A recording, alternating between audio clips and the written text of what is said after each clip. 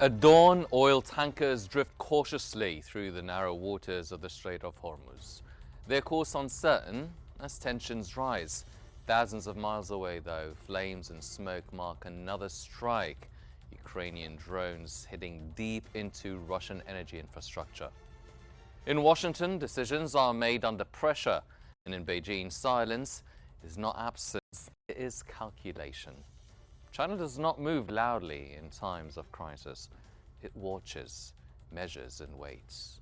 While calling for peace, it studies the battlefield, the markets, and the shifting balance of power.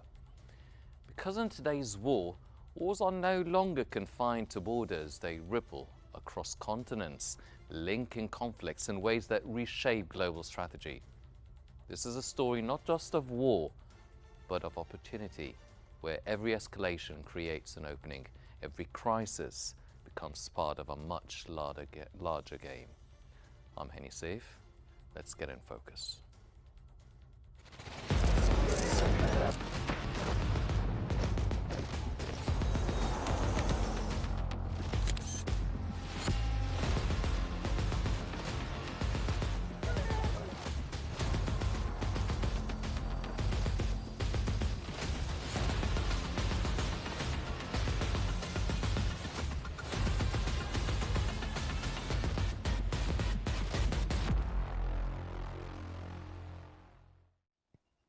The New York Times reports that as the US-Iran war intensifies, China is attempting to navigate a delicate balance between diplomacy and strategic advantage. With President Trump preparing for a potential visit to Beijing, Chinese officials are urging Iran towards negotiations while maintaining economic ties that include continued energy purchases and the flow of dual-use goods. The report highlights Beijing's dual-track approach, publicly positioning itself as a peace advocate while benefiting indirectly from Washington's deepening military and political entanglement in the Middle East. Analysts say the prolonged conflict allows China to divert U.S. attention from the Indo-Pacific gain leverage in future Trump-Xi talks and expand its influence across energy and global trade systems, even as risks of escalations persist.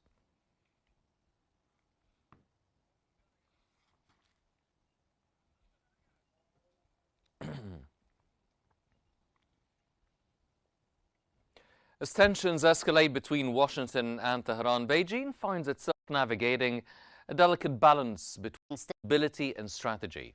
Publicly, China calls for restraint and dialogue, but beneath the surface, its actions suggest a more calculated approach. To unpack this paradox and understand how China is positioning itself amid a prolonged US-Iran confrontation, we're joined by the China affairs expert, Mr. Aaron Glasserman from New York. Mr. Glasserman, welcome to In Focus. Now, at the core of this Chinese policy, it's really a paradox that's calling for peace while benefiting from a prolonged conflict. How do you see or assess this dual-track strategy? Is it intentional? Hi, good morning, and thank you for having me. So, I don't think there's really a contradiction here. I think first and foremost, China's goals for the situation is to maximize its strategic autonomy. I think overall, Beijing would prefer to see a quick and complete resolution of the conflict and a resumption of normal energy and trade flows, both of which are critical to its economic and political system. At the same time, China is looking to find advantages where it can. And of course, no situation is purely bad or purely good, and there are many strategic missteps that the United States has made, and those to some extent can work to China's advantage, at least in limited conditions.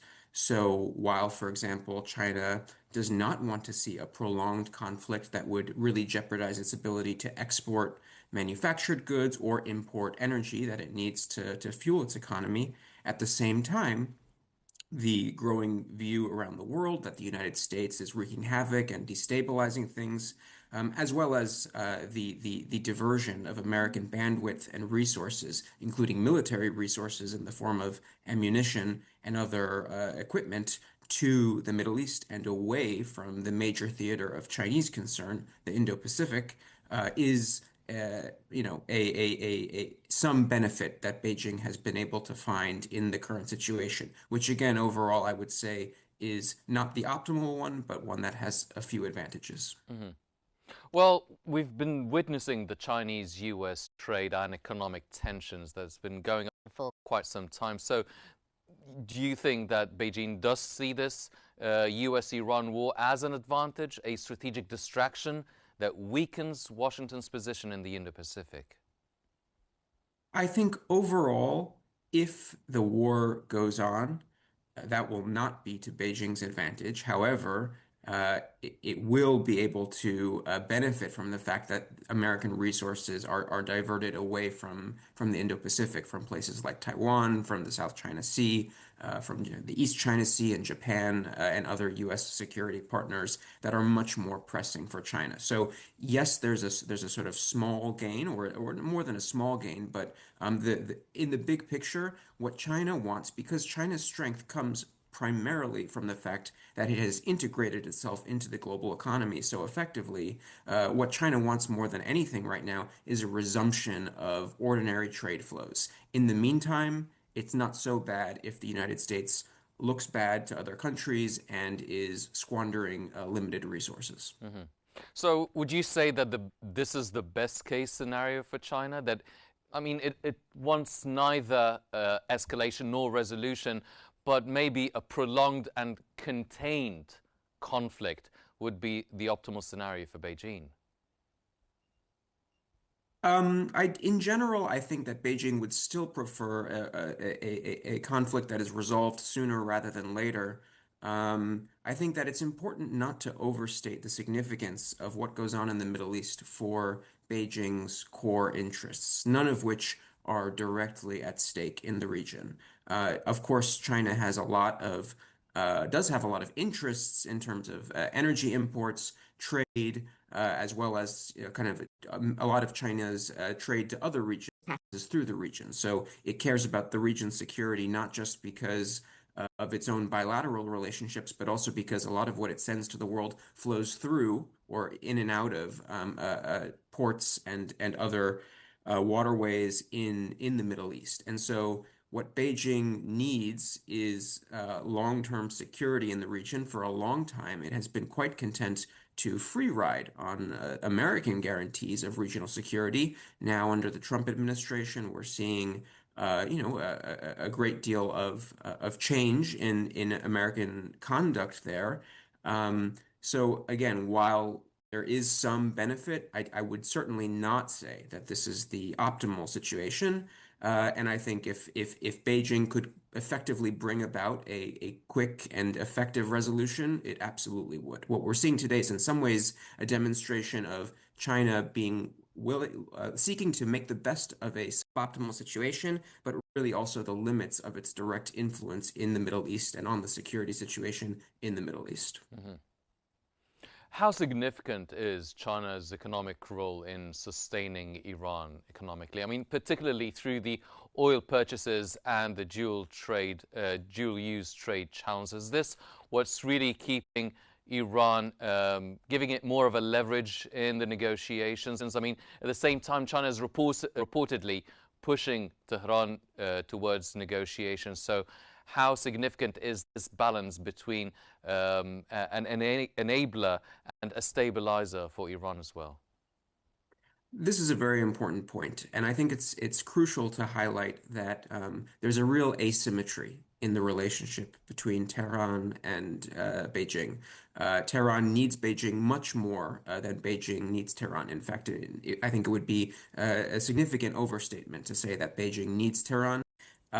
Tehran exports the majority of its crude oil goes through sort of black market, given U.S. sanctions, oil, indirectly to China.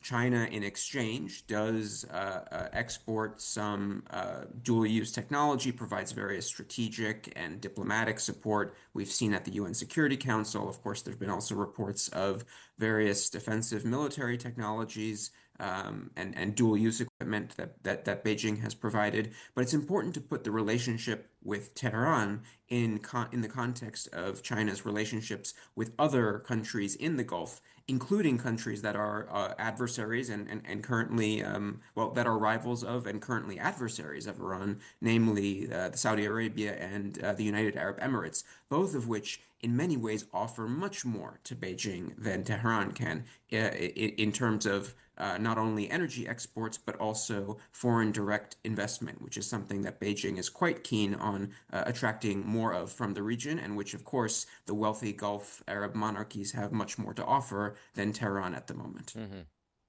Well, militarily, how valuable is this conflict as a live experiment or a live laboratory for China to study the US capabilities and tactics? Do you think that this conflict is in a way shaping or having an influence on the potential or upcoming meeting between the US President Donald Trump and Chinese President Xi Jinping?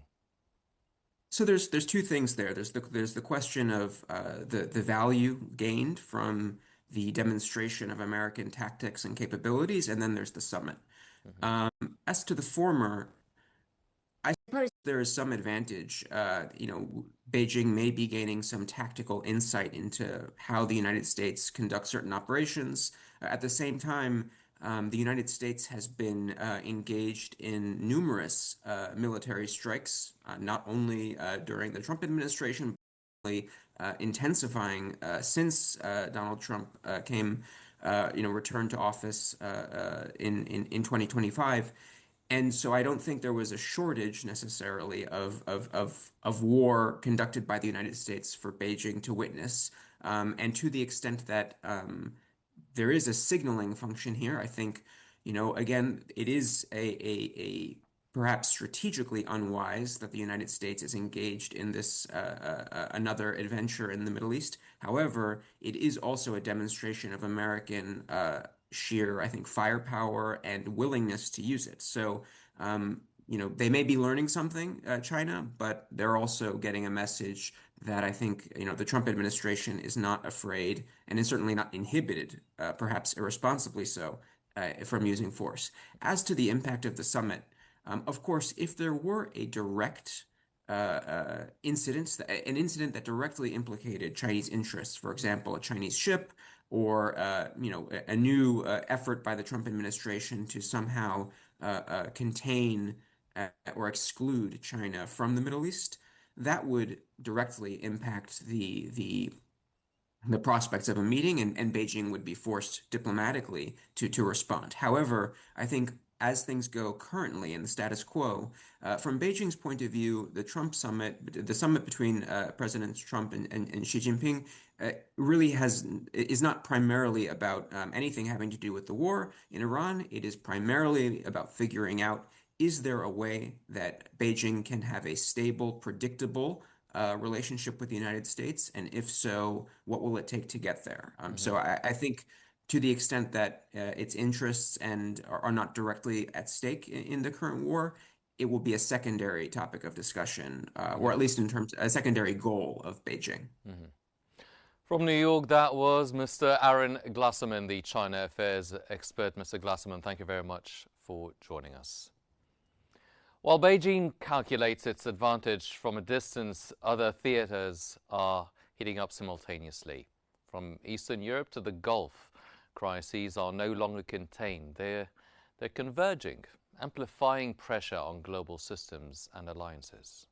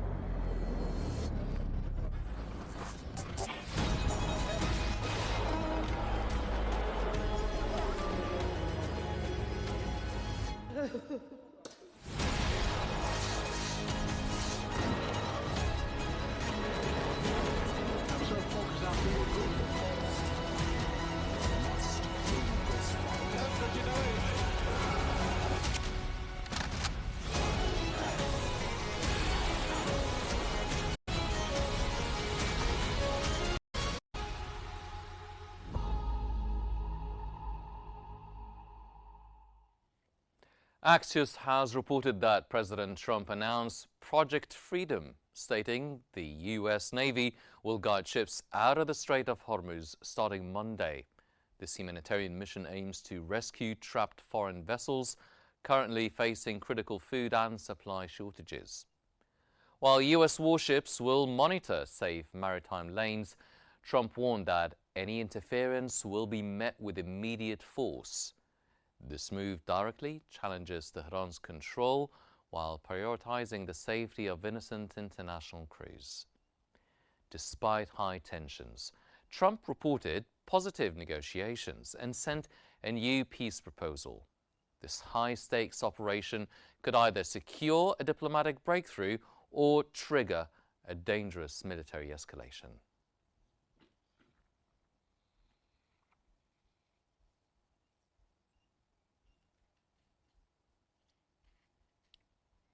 For a better understanding of this story, we're joined from Vienna by Mr. Sebastian Schaffer, the Director Institute for the Danube region and Central Europe. Mr. Schaffer, welcome to In Focus here on Q News. Are we witnessing a tit-for-tat escalation where Ukraine hits Russian oil while Iran blocks global energy? Thank you very much for having me and for the invitation. Well, I've just returned from Ukraine actually on Saturday, and yeah, it's a very interesting and relevant question. I would say it's less of a tit for tat, but rather like an intersection of a reaction to what happened with the closing of the Strait of Hormuz. We saw that the price for a barrel of oil was skyrocketing, which created roughly $150 million more in revenues for the Russian Federation, which would get immediately into using it for waging the war against Ukraine. And in this case, what we see here as a reaction from Ukraine is actually something that has been going on before the Strait of Hormuz was closed. So Ukraine is just expanding, striking also Baltic Sea oil ports of the Russian Federation to actually prevent them from using more revenues in this war. Yeah. Do you think the Ukrainian strikes on the Russian oil push Moscow to back the Iranian actions in the Arabian Gulf?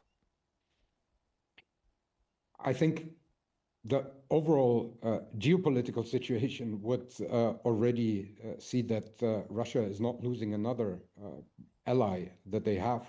And therefore, I would say it's just something that would additionally force them to back the Iranian regime in that sense. But we should clearly look at the causality here, because I mean, if the Russian Federation hadn't invaded Ukraine, Ukraine would have not bombed with drones the oil ports of the Federation. Mm-hmm. What about Trump's Project Freedom in Hormuz? Is it a humanitarian rescue, or do you see it as a direct military challenge to Tehran? Will the U.S. use force if Iran then attempts to stop the Navy from guiding foreign ships out of the strait? Well, on the one hand side, to a certain extent, you could say yes, it's a humanitarian action, but we also have to see that this is a reaction to a situation that has been caused by the Trump administration. I think we follow very much that the current administration in the White House is creating problems that they then provide a solution for it, or even not. And this has been an MO that we could observe over the past 1.5 years. And in that case, I mean, I could understand if Tehran is actually considering it a violation of the ceasefire that they have been talking about, because, I mean, it is, of course, increasing the U.S. presence there. And of course, it is also upping the headcount of soldiers that are in the region. And I would be concerned if I would be Tehran, if this is really a humanitarian action, or is it disguised as something to exert dominance over the Strait of Hormuz from the side of the current US administration. Yes, definitely. Ladies and gentlemen, that was Mr. Sebastian Schaffer, the Director, Institute for the Danube Region and Central Europe. Thank you very much, sir, for joining us here on In Focus. From calculated restraint in Beijing to escalating pressure across Europe and the Gulf, today's conflicts reveal a world moving towards deeper interconnection and greater uncertainty. As power shifts quietly beneath the surface, the question remains, who's shaping the outcome? Who's being shaped by it? I'm Henny Seif, and this has been In Focus.